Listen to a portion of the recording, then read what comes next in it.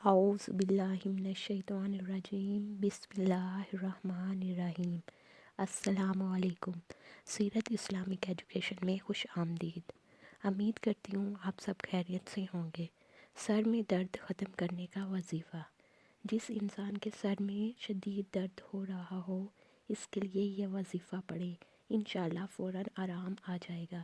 جس کا سر درد ہو رہا ہو، اس آیت کو 3 بار پڑھ کر سر پر دم کریں۔ آیت کچھ یوں ہے: لا یصدعون عنہا ولا ینزفون، لا یصدعون عنہا ولا ینزفون۔ مریض چاہے تو یہ وظیفہ اپنے لیے بھی کر سکتا ہے اور دوسروں کے لیے بھی کر سکتا ہے۔ انشاءاللہ ایک ہی دفعہ یہ وظیفہ کرنے سے سر کا درد ختم ہو جائے گا۔ اگر آپ کو میری ویڈیوز اچھی لگتی ہیں تو میرے چینل کو سبسکرائب کریں، لائک کریں اور کمنٹس کر کے بتائیں کہ آپ کو میری ویڈیوز کیسی لگتی ہیں، اور شیئر کرنا مت بھولیے گا۔ Thanks for watching. اللہ حافظ۔